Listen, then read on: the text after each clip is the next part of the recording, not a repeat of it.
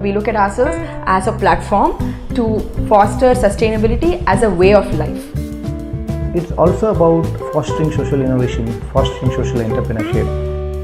In the long run, what really matters is this informal kind of mentorship. So the way to identify social needs is actually to spend a lot of time in the field. One of the ways in which social innovation is driven is informally. Every activity has to be socially relevant. Uday Kagal, Innovation Social Consultants. I did rural management from IRMA.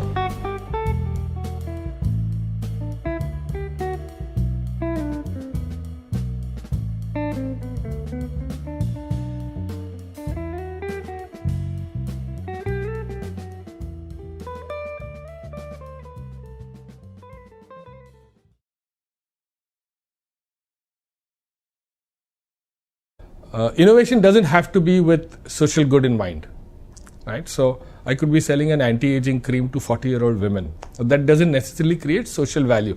It creates consumer value, and therefore it is innovation and it is successful, but it doesn't create social value. So when we look at creating new value for users, which also creates social good, to my mind, that is social innovation. So what we have done is we have now reinvented, because there are three aspects to from creation of solution to actually making it scaled. There are two other critical aspects. So the first aspect is developing the innovation. So we go in and help develop the ideas. But then the organization has to be made people ready to deploy the innovation. So we go in and help with recruitment. We help with organization development, leadership development, and competency building.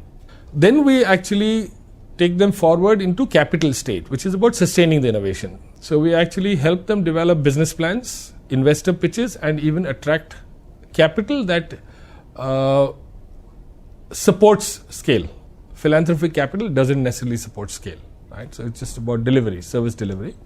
So it's this. So that's what we do. So it's about develop the innovation, deploy the innovation, and sustain the innovation, which is really about ideas, people, and capital. I would say depends. Like, without taking names of the three organizations I worked with, one was an extraordinary result, one was an extraordinarily poor result, and one was a mediocre result. So I think it depends on two things. It depends on the consultant, but it also depends on the organization. So of course the onus finally comes onto the consultant, because the consultant is supposed to bring in the solution, but the organization has to be open to accept. So it's not just simply enough to hire a consultant, but then they have to be able to accept the expertise the consultant brings. So I reinvented in 2005. That's when these three happened.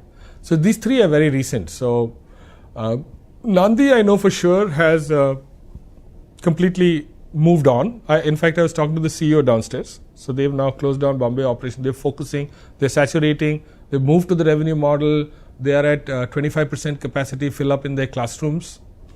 They are at a viable price level, and they should be reaching break even soon. Dr. Reddy's foundation, I know, has made same direction progress, because they are into vocational skills. So the challenge they had when they called me in is they had moved to revenue model, but they had not been able to fill the classrooms. But they are also at, I think, 30-40 in my last conversation with them. But I haven't been in touch with, so not sure.